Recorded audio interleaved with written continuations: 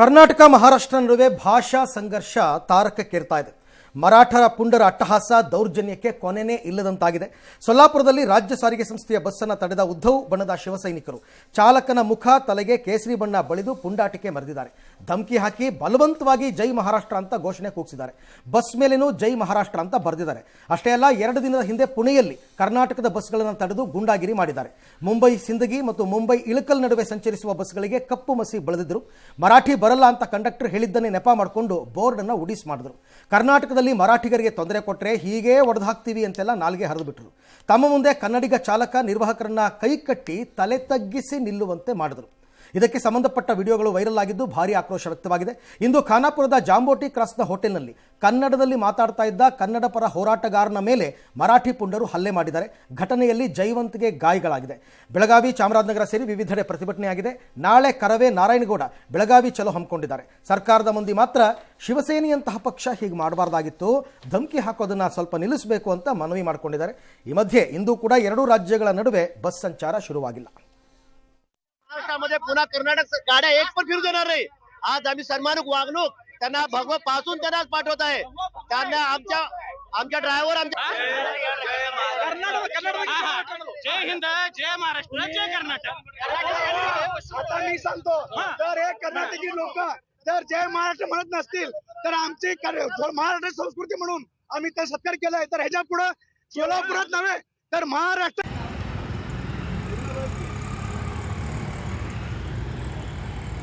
ಎಚ್ಚರಿಕೆಯಿಂದ ನಾವು ನಡ್ಕೋಬೇಕಾಗುತ್ತೆ. ಮಹಾರಾಷ್ಟ್ರದವರು ನಡ್ಕೋಬೇಕು, ಕನ್ನಡದವರು ನಡ್ಕೋಬೇಕು. ಮಹಾರಾಷ್ಟ್ರದವರೆಗೂ ಕೂಡ ನಾನು ಮನವಿ ಮಾಡಿಕೊಳ್ತೇನೆ, ಅದನ್ನು ಹೆಚ್ಚು ಬೆಳೆಸೋದು ಸರಿ ಕಾಣೋದಿಲ್ಲ. ಶಿವಸೇನೆ ಅಂತ ಒಂದು ಪಕ್ಷ ಈ ತರದ ವ್ಯಕ್ತಿಗಳಿಗೆ ಸಪೋರ್ಟ್ ಮಾಡ್ತಾರೆ. ಶಿವಸೇನೆ ಅಂತ ಪಕ್ಷಗಳು ಸೀರಿಯಸ್ ಆಗಿ ತಗೋಬಾರ್ದು ಅಂತ ಹೇಳ್ತಿರೋದು. ಆ ತರದ ಮೇಲೆ ಮಹಾರಾಷ್ಟ್ರ ಸರ್ಕಾರ ಕ್ರಮ ತಗೋಬೇಕು. ಆ ರಾಜ್ಯದ ಜನ ಬಂದು ನಮ್ಮ ಬಸ್ಗಳ ಕಂಡಕ್ಟರ್ಗಳನ್ನ ಡ್ರೈವರ್ಗಳನ್ನ ಧಮಕಿ ಕೊಡೋದನ್ನೆಲ್ಲ ನೋಡಿದ್ದೀನಿ. ಇದೆಲ್ಲ ನಿಲ್ಲಬೇಕು, ಇದನ್ನ ಇಲ್ಲಿಗೆ ಮುಗಿಸ್ಬೇಕು. ಇಂಡಿಯಾ ಪಾಕಿಸ್ತಾನ ಆದಂಗೆ ಆಗ್ತಾ ಇದೆ ಸರ್. ಮಹಾರಾಷ್ಟ್ರ ಕರ್ನಾಟಕ ನಡುವೆ ವಿಪರೀತ ತಾರಕ. ಕರೆಕ್ಟ್, ಇಂಡಿಯಾ ಪಾಕಿಸ್ತಾನ ತರಾನೇ ಇದುವೆ. ನಿಜ, ಯು ಆರ್ ರೈಟ್. ಯಾಕೆ ಹೇಳಿ, ಇದು ಜೀವಂತವಾಗಿರುವ ಅವಶ್ಯಕತೆ ಕೆಲವು ಆಂದೋಲನ ಜೀವಿಗಳಿಗೆ ಇವೆ. ಈ ಪ್ರೈಮ್ ಮಿನಿಸ್ಟರ್ ಆಂದೋಲನ ಜೀವಿ ಅಂತ ಕೆಲವ್ರನ್ನ ವರ್ಣನೆ ಮಾಡಿದ್ರು. ಹಾಗೆ ಎಲ್ಲ ರಾಜ್ಯಗಳಲ್ಲಿ, ಈ ದೇಶಗಳಲ್ಲಿ ಮತ್ತು ಇಂಡಿಯಾನಲ್ಲಿ, ಪಾಕಿಸ್ತಾನಲ್ಲಿ ಅದರ ಹೆಸರಿನಲ್ಲೇ ಬದುಕುವ ಕಂತ್ರಿಗಳಿದ್ದಾರೆ. ಅದರ ಹೆಸರೇ ಅವರ ಬದುಕು. ಅದಿಲ್ಲದಿದ್ದರೆ ಅವ್ರ ಬದುಕೇ ಇಲ್ಲ, ಅವ್ರು ಏನೂ ಇಲ್ಲ, ಇಲ್ಲ, ಹುಳುಗಳು ಅಷ್ಟೇ. ಇದರಲ್ಲಿ ಭಾಗಿಯಾಗಿರೋರು ಯಾರು ಕೆಲಸ ಮಾಡಲ್ಲ. ನೀವು ನೋಟಿಸ್ ಮಾಡಿದ್ದೀರಾ? ಇದೇ ಕೆಲಸ ಇವ್ರಿಗೆ, ಇದೇ ಕೆಲಸ. ಇದು ಭಾಷೆಯ ಪ್ರಶ್ನೆ ಅಲ್ಲ. ಇದು ಭಾಷೆಯ ಹೆಸರಿನಲ್ಲಿ ಜೀವನವನ್ನು ಕಟ್ಟಿಕೊಂಡಿರುವವರ ಕೆಲಸ. ಇದು ಅವ್ರಿಗಿದು ಜೀವನ ಗಟ್ಟಿ ಇರಬೇಕು, ಆಯ್ತಾ? ಇಲ್ಲದಿದ್ದರೆ ಸಾಧ್ಯ ಇಲ್ಲ. ಇದನ್ನ ಕ್ಲೋಸ್ ಮಾಡಬೇಕು ಅನ್ನೋ ಕಾಮನ್ ಸೆನ್ಸು, ಸಾಮಾನ್ಯ ಜ್ಞಾನ ಯಾರಿಗಿರಬೇಕು? ಆಯಾಯ ಘನತೆವೆತ್ತ ರಾಜಕಾರಣಿಗಳಿಗೆ ಮತ್ತು ರಾಜಕೀಯ ಪಕ್ಷಗಳಿಗೆ ಇರಬೇಕು. ಅಲ್ಲಿ ಕಾಂಗ್ರೆಸ್, ಇಲ್ಲಿ ಕಾಂಗ್ರೆಸ್ ಇದ್ದಾಗಲೂ ಅದು ಸಾಲ್ವಾಗಲ್ಲ. ಅಲ್ಲಿ ಬಿಜೆಪಿ, ಇಲ್ಲಿ ಬಿಜೆಪಿ ಇದ್ದಾಗಲೂ ಸಾಲ್ವಾಗಲ್ಲ. ಅಲ್ಲಿ ಶಿವಸೇನೆಯ ಒಂದು ಬಣ ಆಡಳಿತ ಪಕ್ಷದಲ್ಲಿ, ಅಲ್ಲಿಯ ಇನ್ನೊಂದು ಬಣ ಇಲ್ಲಿ ಕರ್ನಾಟಕದಲ್ಲಿರುವ ಆಡಳಿತ ಪಕ್ಷದ ಜೊತೆ ರಾಷ್ಟ್ರ ಮಟ್ಟದಲ್ಲಿ ಗುರುತಿಸ್ಕೊಳ್ಳೋದು ಸಾಲ್ವಾಗಲ್ಲ. ಯಾಕಾಗಲ್ಲ? ಯಾರಿಗೂ ಬೇಕಿಲ್ಲ, including the honourable prime minister called Narendra Modi. ಅವರು ಮಾತೆತ್ತರೆ ಭಾಷಣ ಬಿಗಿತಾ ಇರ್ತಾರೆ, ಪುಂಗಿ ಥರ ಉದ್ದುದ್ದಕ್ಕೆ. ಏಕ್ ಭಾರತ್ ಶ್ರೇಷ್ಠ ಭಾರತ್, ಏಕ್ ಅದು ಅನ್ಕೊಂಡು ಬಿಡ್ತಾ ಇರ್ತಾರೆ ರೈಲನ್ನು ಸುಮ್ಮನೆ. ಅವ್ರಿಗೆ ನನ್ನ ಪ್ರಕಾರ ಅದು ರೈಲೇ ಇತ್ತೀಚೆಗೆ. ನನಗೆ ಇದನ್ನು ಸಾಲ್ವ್ ಮಾಡಿಸ್ಬೇಕು. ಒಂದು ವೇಳೆ ಪ್ರೈಮ್ ಮಿನಿಸ್ಟರ್ಗೆ ನನ್ನ ಕೈಲಿ ಆಗ್ಲಿಕ್ಕಿಲ್ಲ, ಯಾಕಂದರೆ ಇದು 2 ರಾಜ್ಯಗಳ ನಡುವೆ ನಡೆಯುವ ಸಂಘರ್ಷ ದೇಶದ ಅಭಿಮಾನದ ವಿಚಾರದಲ್ಲಿ ಪರಿಣಾಮವನ್ನು ಬೀರಬಹುದು ಅನ್ನೋ ಕಾರಣಕ್ಕೆ, ಹೌದಲ್ಲ? ಹಿಂದಿಯನ್ನ ಜಾರಿಗೆ ತರುವ ಉತ್ಸಾಹ ಪ್ರಧಾನಿಗೂ ಅಲ್ಲಿ ಮಂತ್ರಿಗೂ ಇರೋಷ್ಟು ಇದರಲ್ಲಿ ಇರಲ್ಲ ನೋಡಿ. 30 ವರ್ಷ ಆದ್ರೂ ಹೌದು, ಖಂಡಿತ. ಯಾವುದೇ ಪ್ರಧಾನಿ, ಯಾವುದೇ ರಾಜಕಾರಣಿ ಲೆಕ್ಕ ತಗೊಳ್ಳಿ ನೀವು, ಯಾಕೆ ಮಾಡಬೇಕು? ಒಂದು ವೇಳೆ ಪ್ರಧಾನಿ ಹೇಳ್ಬೋದು, ನಾನು ಯಾರ ಮಾತಿಗೆ ಅಂತ ಹೇಳಲಿ, ಇವ್ರಿಗೆ ಹೇಳಿದ್ರೆ ಇವ್ರು ಕೇಳಲ್ಲ, ಅವ್ರಿಗೆ ಹೇಳಿದ್ರೆ ಅವ್ರು ಕೇಳಲ್ಲ. Fair. The centre should write to the government of Supreme Court of India. ಯಾಕಂದರೆ ಕೇಳಿದ್ರೆ ಅದು ಕೋರ್ಟಲ್ಲಿದೆ ಅಂತಾರಲ್ಲ. ಸೆಂಟರ್ರೆ ಬರೀರಿ ಒಂದು ಕಾಗದಾನ. ದೇಶದ ಸಮಗ್ರತೆ ಮತ್ತು ಸಾರ್ವಭೌಮತೆಯ ಪ್ರಶ್ನೆಯೂ ಅಡಗತ್ತೆ ಇಂಥದ್ರಲ್ಲಿ. ಹೀಗಾಗಬಾರ್ದು. ನಮ್ಮದೇ ಪ್ರಜೆಗಳು ಬಡದಾಡ್ಕೊಳ್ಳೋದು. ನಾವು ಅವರಿಬ್ಬರಿಗೂ ಹೇಳಿದ್ರೆ ಅವ್ರು ಕೇಳೋ ಸ್ಟೇಜಲ್ಲಿ ಇದ್ದಂಗಿಲ್ಲ. ಇದಕ್ಕೆ ದಯಮಾಡಿ ಒಂದು ತ್ವರಿತಗತಿಯಲ್ಲಿ ಇದಕ್ಕೊಂದು ಇತ್ಯರ್ಥವನ್ನು ಮಾಡಿ ನಿಮ್ಮ ಮುಂದಿರುವ ಪ್ರಕರಣದಲ್ಲಿ ಒಂದು ಇಂಟರ್ವ್ಯೂನಿಂಗ್ ಬರೀಬೇಕಲ್ಲ, ಬರಿಬೇಕು. ಅವ್ರು ಬರೆಯಲ್ಲ. ಕರ್ನಾಟಕದವರು ಬರೆಯಲ್ಲ ಮುಖ್ಯಮಂತ್ರಿಗಳು. ಯಾರಿಗೆ? Let him write a letter to the chief justice of India. ಅದೇನು ಅಪರಾಧ ಅಲ್ಲ. ಈ ರೀತಿ ಪದೇ ಪದೇ ಆಗ್ತಾ ಇದೆ. ಮಾನ್ಯ ಮುಖ್ಯ ನ್ಯಾಯಮೂರ್ತಿಗಳೇ, ದಯಮಾಡಿ ಇದನ್ನು ಒಂದು ಹೆಚ್ಚಿನ ಆಸ್ಥೆಯಿಂದ ತೆಗೆದುಕೊಂಡು ಇತ್ಯರ್ಥ ಮಾಡಿ. ಎರಡು ರಾಜ್ಯಗಳ ಮಧ್ಯೆ ನಡೆಯೋದು ಒಳ್ಳೆಯದಲ್ಲ ಅಂತ ಅವ್ರು ಬರೀಬೇಕು, ಇಲ್ಲ ಮಹಾರಾಷ್ಟ್ರದವ್ರು ಬರೀಬೇಕು. ಯಾರೂ ಮಾಡಲ್ಲ. ಎಲ್ಲರೂ ಮಜಾ ತಗೊಂಡಿರ್ತಾರೆ ಇದರಲ್ಲಿ. ಆ MES ಅನ್ನೋ ಪಕ್ಷ ಬದುಕಿರೋದೇ ಈ ಹೆಸರಲ್ಲಿ. ಈ ಇಶ್ಯೂ ಹೋಗ್ಬಿಟ್ರೆ ಆ ಪಕ್ಷದ ಕತೆ ಏನು? ಆ ಪಕ್ಷದ ಹೆಸರಿನಲ್ಲಿ ಅಧ್ಯಕ್ಷ, ಕಾರ್ಯಾಧ್ಯಕ್ಷ, ಸಹ ಕಾರ್ಯಾಧ್ಯಕ್ಷ, ಜಂಟಿ ಕಾರ್ಯಾಧ್ಯಕ್ಷ, ಹೆಚ್ಚುವರಿ ಕಾರ್ಯಾಧ್ಯಕ್ಷ, ಉತ್ತಮ ಕಾರ್ಯಾಧ್ಯಕ್ಷ, ಕಚಡ ಕಾರ್ಯಾಧ್ಯಕ್ಷ, ಹಲ್ಕಟ್ ಕಾರ್ಯಾಧ್ಯಕ್ಷ, ಕಂತ್ರಿ ಕಾರ್ಯಾಧ್ಯಕ್ಷ, ಈ ಪೋಸ್ಟ್ಗಳೆಲ್ಲ ತಗೊಂಡ್ರವ್ರು ಇದಾರಲ್ಲ, ಅವರೆಲ್ಲ ಎಲ್ಲಿಗೆ ಹೋಗ್ಬೇಕು ಪಾಪ? ಅವ್ರ ಜೀವನ ಹೆಂಗೆ? ಅದಕ್ಕೆ ಹೀಗೆ. ಅದರಿಂದ ಈ ಇಶ್ಯೂ ಸಾಲ್ವ್ ಆಗಬಾರ್ದು. ಅಲ್ಲ, ರಾಜಕಾರಣಿಗಳ ಸ್ವಹಿತಾಸಕ್ತಿನೂ ಇದೆಯಲ್ಲ ಸರ್ ಇದರಲ್ಲಿ. ಇವಾಗ ಅಕಸ್ಮಾತ್ ಏನಾದ್ರು ಈಗ ಸತೀಶ್ ಜಾರಕಿಹೊಳಿ ಅವರಾಗ್ಲಿ, ಲಕ್ಷ್ಮೀ ಹೆಬ್ಬಾಳ್ಕರ್ ಅವರಾಗ್ಲಿ ಒಂದು ಸ್ಟ್ರಾಂಗ್ ಮೆಸೇಜ್ ಅನ್ನ ಕೊಡೋದು ಇಲ್ವಲ್ಲ? ಅಟ್ಲೀಸ್ಟ್ ಕೊಡಲ್ಲ ರೀ. ಹೆಂಗ್ರಿ ಕೊಡೋದು? ಅಲ್ಲಿ ನನ್ನ ಓಟ್ ಇದೆ, ಮರಾಠಿ ಹೆಸರಿನಲ್ಲಿ ಓಟ್ ಬೀಳತ್ತಪ್ಪ. ಮರಾಠಿ ಹೆಸರಿನಲ್ಲಿ ಓಟ್ ಬಿದ್ದಿದ್ದಕ್ಕೆ ನಾನು ಅಪೋಸ್ ಮಾಡ್ಕೊಂಡು ನಾನು ಯಾಕ್ರಿ ಮೈ ಮೇಲೆ ಇದು ಬಾಸುಂಡೆ ಹಾಕಿಸ್ಕೊಳ್ಳಿ? ಹಾಗಾದ್ರೆ ಕನ್ನಡ ರಾಜ್ಯ ಅನ್ನೋದೆಲ್ಲ ಬರೀ ಬೋಗಸ್ ಇಲ್ಲ. ಬ್ಯಾಲೆನ್ಸ್ ಮಾಡ್ಕೊಂಡು ಮಜಾ ನೋಡೋದು ಇದು. ಕನ್ನಡ ರಾಜ್ಯ ಎಲ್ಲ ಬೋಗಸ್ಸೆ ಅವರುಗಳ. ಬೆಳಗಾವಿಯ ರಾಜಕಾರಣಿಗಳು ಕನ್ನಡ ದ್ರೋಹಿಗಳು. ಹಾಗಾಗಿ ಅವರು ಕರ್ನಾಟಕದಲ್ಲಿ ಆಡಳಿತ ನಡೆಸುವುದಕ್ಕೆ ಲಾಯಕ್ಕಲ್ಲ. ನಾನು ಮೊನ್ನೆ ಫೋನಲ್ಲಿ ಹೇಳಿದೆ, ಭಾಷೆಯ ಹೆಸರಿನಲ್ಲಿ ಬಂದ ರಾಜ್ಯದಲ್ಲಿ ಭಾಷೆಯನ್ನು ಅಪಮಾನ ಮಾಡುವುದನ್ನು ಖಂಡಿಸದ ಯಾವುದೇ ರಾಜಕಾರಣಿ ಅಧಿಕಾರದಲ್ಲಿದ್ದರೆ ಅವನು ಅಯೋಗ್ಯ ಅಥವಾ ಅಯೋಗ್ಯಳು. Simple and straight. ಮುಗಿದೋಯ್ತು ನಂದು, ಅಷ್ಟೇ ತೀರ್ಮಾನ ಅದು. ಹಾಗಾಗಿ ಇವ್ರುಗಳು ಯಾರು ಹೇಳಲ್ಲ. ಈಗ ಸತೀಶ್ ಜಾರಕಿಹೊಳಿ ಚೀಫ್ ಮಿನಿಸ್ಟರ್, ನೀವು ಆ ಕೂಡುದು ಅನ್ಬೇಕು ಎಲ್ಲರೂ. ಆ ಕೂಡುದು ನೀವು ಆಗ್ಬಿಟ್ಟು ಏನಾದ್ರು ಕ್ಯಾನ್ವಾಸಿಗೆ ನಮ್ಮ ಕಡೆ ಬನ್ನಿ, ಹಳೆ ಮೈಸೂರು ಕಡೆಗೆ ನಾವು ಮಸಿ ಹಾಕ್ತೀವಿ ಅನ್ಬೇಕು. ಆ ಕೂಡುದು ನೀವು. ಯಾಕೆ ಅಂದರೆ ಆ ಭಾಷೆಯ ಹೆಸರಿನ ರಚನೆಯಾದ ರಾಜ್ಯದಲ್ಲಿ ಅಧಿಕಾರ ನಡೆಸುವುದಕ್ಕೆ ನಿಮ್ಗೆ ಹಕ್ಕಿಯಲ್ಲಿದೆ. ಹೌದು, ನಿಮ್ಗೆ ಹಕ್ಕಿಯಲ್ಲಿದೆ ಅದನ್ನು ನಡೆಸಕ್ಕೆ. ಯು ನೋ ಬಿಸ್ನೆಸ್ ಅಲ್ವಾ? ಮತ್ತೆ ಇವ್ರ ಮೇಲಾಟದಲ್ಲಿ ಅಮಾಯಕರಲ್ವಾ ಸರ್ ಬಲಿ ಆಗ್ತಾ ಇರೋದು? ಅದೇ ಬಸ್ಸಿಂದ ನೀವು ಹೇಳ್ತೀರಿ. ಮಹಾರಾಷ್ಟ್ರ ಒಳಗಡೆ ಒಂದು ಬಸ್ಸೋ ಒಂದು ಕಾರ್ನೋ ನಿಲ್ಲಿಸ್ಬಿಟ್ಟು ಆ ಕ್ಯಾನಲ್ಲಿ ಬರೋ ಬಣ್ಣನ ಸರ್ ಸರ್ ಸರ್ ಸರ್ ಅಂತ ಬರೆದುಬಿಟ್ಟು ಕೈಗೆ ಸಿಕ್ಕಿದ್ದೊಂದು ಬಣ್ಣ ಹಿಂಗೆ ಹಿಂಗೆ ಹಿಂಗೆ ಮುದ್ದು ಮಾಡಿಬಿಟ್ಟು ಒಂದು ಹಾರ ಹಾಕೋದು ಯಾವ ದೊಡ್ಡ ಇದು. ಶಿವಾಜಿ ಮೆಚ್ತಾನ್ಯಾ ಈ ಹೀರೋಯಿಸಮ್ನ? ಒಬ್ಬರನ್ನ ಇಟ್ಕೊಂಡು 10-15 ಶಿವಾಜಿ ಪಾಲಯರ್ಸ್. ಅವನೆಲ್ಲಿ, ನೀವೆಲ್ಲಿ? ಅವನೆಲ್ಲಿ? ಅವನ ಹೀರೋಯಿಸಮ್ ಎಲ್ಲಿ? ನಿಮ್ಮ ಹೀರೋಯಿಸಮ್ ಇದು. ನೀವು ಶಿವಾಜಿ ಪಾಲಯರ್ಸ್ ಥೋ ಮಾನ ಮರ್ಯಾದೆ ನಾಚಿಕೆ ಇಲ್ಲದೆ ಇರೋರು ತಂದು ಇದು ಸುಲಭ. ಓಕೆ, ನಾಳೆ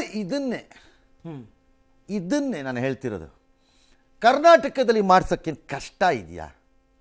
ಖಂಡಿತ ಇಲ್ಲ. ನಾನು ಅವರನ್ನ ಸಂಗೊಳ್ಳಿ ರಾಯಣ್ಣನ ಫಾಲೋಯರ್ಸ್ ಅಂತಾನೋ, ಮದಕರಿ ನಮ್ಮದು ಮದಕರಿ ನಾಯಕನ ಫಾಲೋಯರ್ಸು ಅಂತಾನೋ, ಕಿತ್ತೂರು ರಾಣಿ ಚೆನ್ನಮ್ಮನ ಫಾಲೋಯರ್ಸು ಅಂತಾನೋ ಏನಾರು ಹೇಳಕ್ಕಾಗತ್ತಾ? ನಾನು ಕೆಂಪೇಗೌಡರ ಫಾಲೋಯರು ಅಂತಾನೋ ಹೇಳಕ್ಕಾಗತ್ತಾ?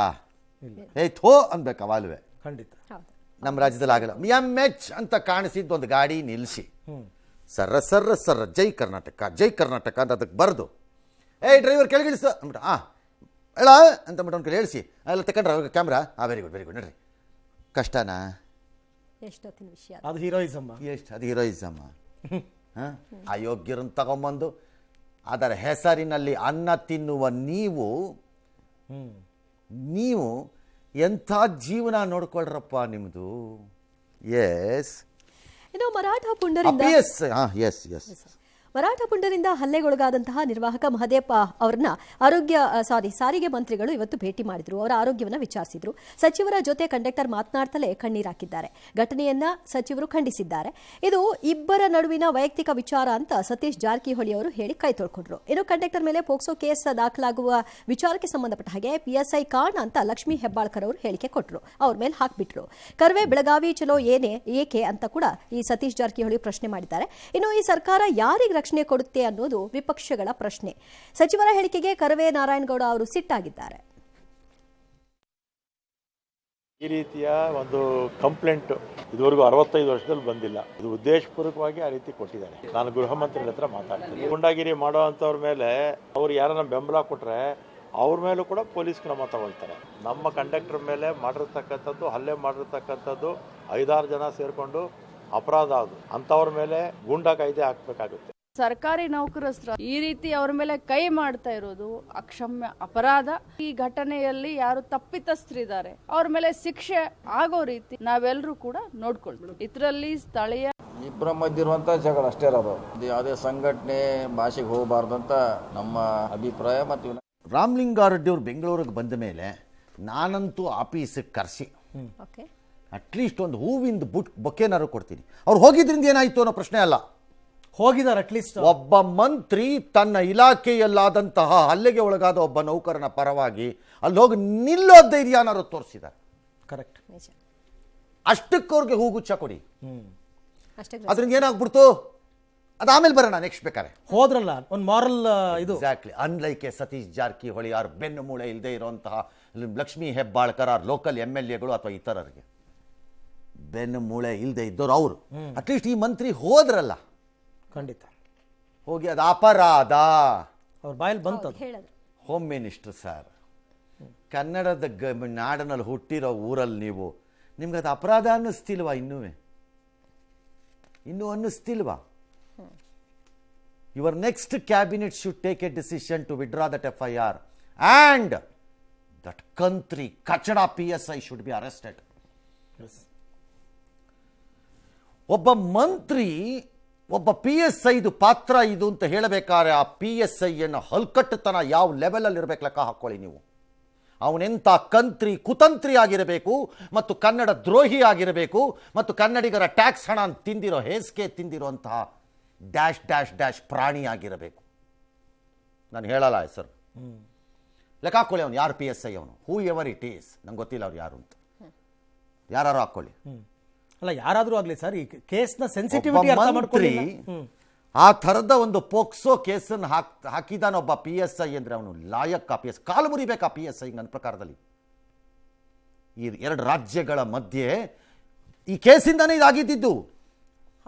ಇದು ಪೋಕ್ಸೋ ಕೇಸ್ ಆಗದೆ ಅವತ್ತ ಕಂಡಕ್ಟರ್ ಮೇಲೆ ಹಲ್ಲೆ ಮಾಡಿದ್ರು ಅನ್ನೋದಕ್ಕೆ ಹಲ್ಲೆ ಕೇಸ್ ಆಗಿ ಯಾರೋ 4 ಜನ ಕರ್ಕೊಂಬಂದು ಅವ್ರನ್ನ ಕೋರ್ಟಿಗೆ ಪ್ರೊಡ್ಯೂಸ್ ಮಾಡಿ ಅವ್ರಿಗೆ ಬುದ್ಧಿವಾದ ಹೇಳೋ, ಒಳ್ಳೆ ಬುದ್ಧಿ ಹೇಳೋ, ತಪ್ಪದಾರಿಲಿದ್ದೀರಿ ಅಂತ ತಿಳಿಸೋ ಮಾಡಿ ಮುಗೀತಿತ್ತು ಅಲ್ಲಿಗೆ.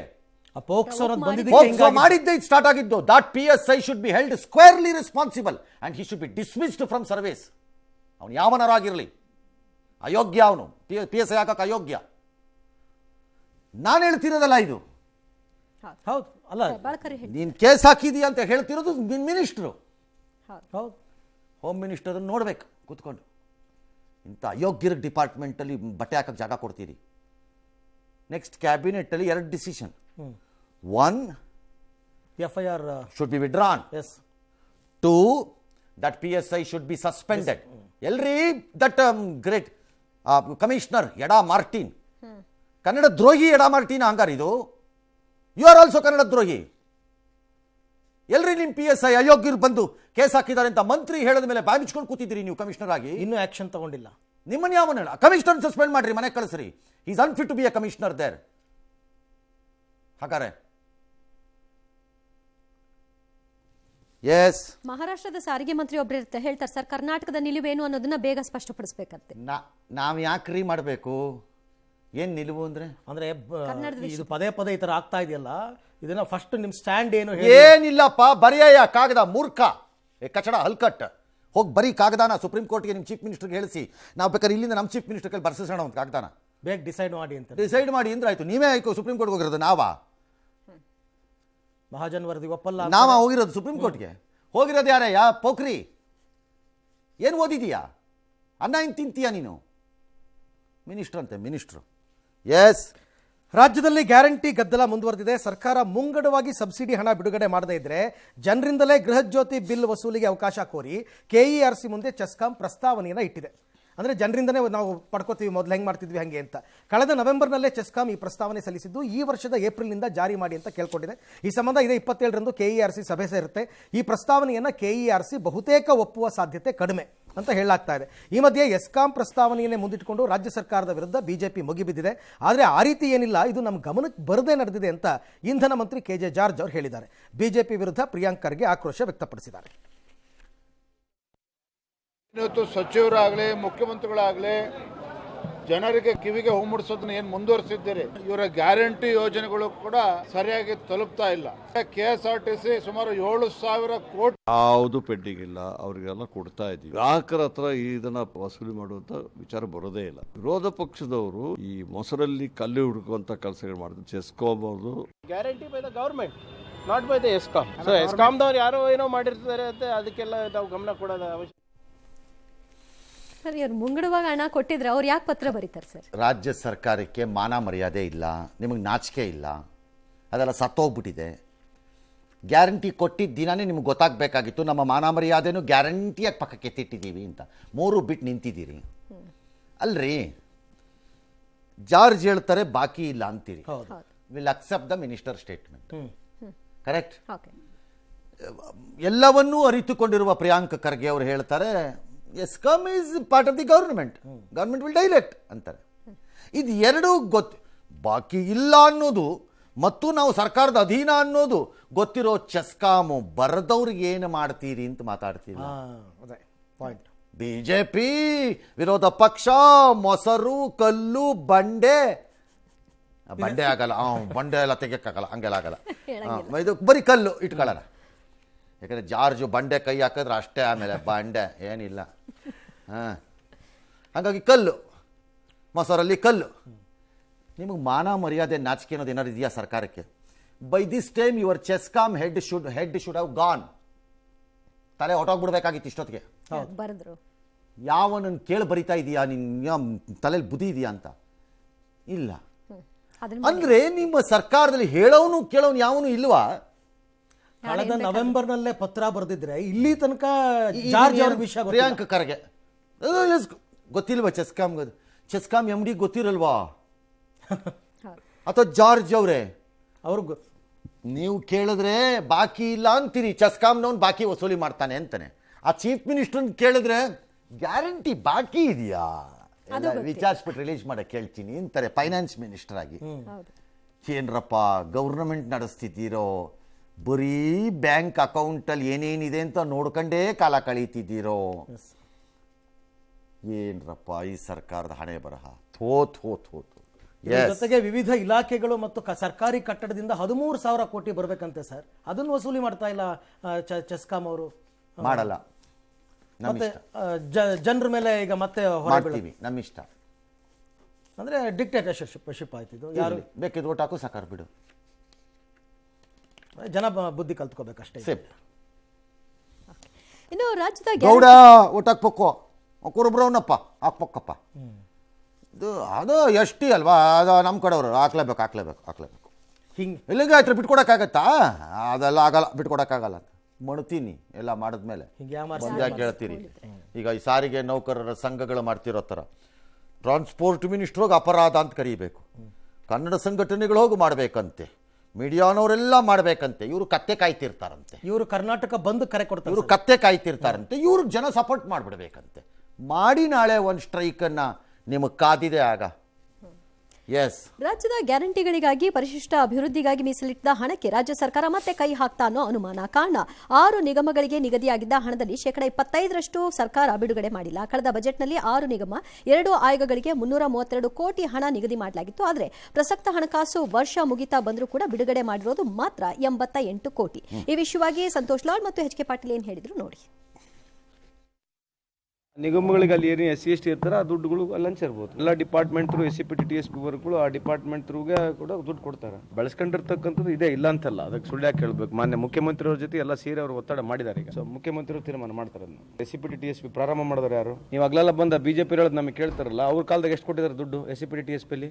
ಇನ್ನೇನು ಒಂದು 10 ದಿವಸ ಹೋಯ್ತು ಬಜೆಟ್ ಮಾತೆತ್ತಿದ್ರೆ ಅದೇ ಅವ್ರ ಕಾಲದಲ್ಲಿ ಆಗಿಲ್ವಾ? ಅವ್ರ ಕಾಲದಲ್ಲಿ ಆಗಿಲ್ವಾ? ಅವ್ರ ಕಾಲದ್ದೇನು? ಎಷ್ಟು ಮಾಡಿದ್ದಾರೆ? ಅವ್ರ ಕಾಲದ ಇವ್ರ ಕಾಲದ್ದೇನು?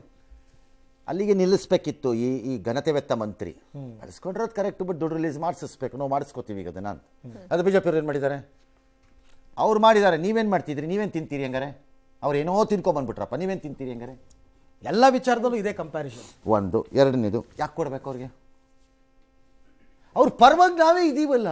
ಅಲ್ಲ, ಬಾಯಿ ಮಾತಿಗೆ ಪ್ರೇಮ ಎಲ್ಲ ತೋರಿಸ್ಬಿಟ್ರೆ ಸಾಕು ನೀವೆಲ್ಲ BJP ಏಜೆಂಟ್ರುಗಳು. ಯಾಕೆ ಸರ್? ನೀವು RSS. ಯಾಕೆ ಸರ್ ನೀವು ಈ ಪ್ರಶ್ನೆ ಮಾಡಿದ್ರೆ ಹಿಂಗನ್ನೋದು? ನೀವು BJP ಏಜೆಂಟ್. ಅಲ್ಲ ಸರ್, ಮೋದಿಯಿಂದ ದುಡ್ಡು ತಗೋತೀರಿ ಮಂತ್ಲಿ ನೀವು. ಇದೇ ಪ್ರಾಬ್ಲಮ್ ಆಗಿರೋದು ಸರ್ ಅಲ್ಲಿ. ನೀವು ನನಗೆ ಗೊತ್ತಿದೆ, ನೀವು ಮೋದಿಯಿಂದ ದುಡ್ಡು ತಗೋತೀರಿ. ಪ್ರೂವ್ ಮಾಡ್ಲಿ ಸರ್. ನೀವು RSS ಏಜೆಂಟ್. ನೀವು ಇದೆಲ್ಲ ಕೇಳ್ತೀರಾ? ಪ್ರಶ್ನೆ ಮಾಡಿದ್ರೆ ಇಲ್ಲಿಗೆ ಬಂದು ಕೇಳ್ತೀರಾ? ನೀವು ABVP. ನೀವು ಅಷ್ಟೇ, ಮುಗೀತು ಕತೆ. ಬಟ್ ಅನ್ಯಾಯ ಆಗಿರೋದು ಯಾರಿಗೆ ಅಂತಕ್ಕಂಥ. ಬೆಳಗಾಮಲ್ಲಿ ಚಲೋ ಮಾಡ್ತಾರೆ. ಯಾಕೆ ಚಲೋ ಮಾಡ್ತಾರೆ? ರಾಹುಲ್ ಗಾಂಧಿ ಯಾಕೆ ಭಾರತ ಚೋಡೋ ಮಾಡಿದ್ರೆ ಅದು ಕೇಳಬೇಡಿ ನೀವು. ಅದು ಕೇಳಬೇಡಿ. ಇದು ಹಾಗೇನೆ. ಏನೀಗ ಕೊಡದೇ ಇದ್ರೆ ಏನೀಗ? ಬೋವಿಗಳಿಗೆ ಕೊಟ್ಟಿಲ್ಲ ಏನೀಗ? ಬೋವಿಗಳು ಓಟ ನಮ್ಗೆ ಗೊತ್ತಿದ್ದಾರೆ. ಬೋವಿಗಳ ಪರ ನಾವು, ಬೋವಿಗಳ ವಿರೋಧಿ BJP ಅಂದ್ಬಿಟ್ರೆ ಆಗೋಯ್ತಪ್ಪ, ಮುಗಿದೋಯ್ತು. ಜನನು ಸುಮ್ಮನೆ ಆಗ್ತಾರೋ ಬಿಡ್ತಾರೋ. ಆ ನಿಗಮಗಳ ವ್ಯಾಪ್ತಿಯಲ್ಲಿ ಬರುತ್ತಿರುವ ಜನ ನೆಮ್ಮದಿಯಾಗಿ ನೀರು ಕುಡ್ಕೊಂಡು ಮಲಕೊಂಡಿರಬೇಕಾದ್ರೆ ನಾವು ಯಾಕ್ರೀ ತಲೆ ಕೆಡ್ಸ್ಕೋಬೇಕು? ಹೋರಾಟ ಮಾಡಬೇಕಾದ್ರೆ ಅಲ್ವೇ? ಬಿಡಿ ಮತ್ತೆ.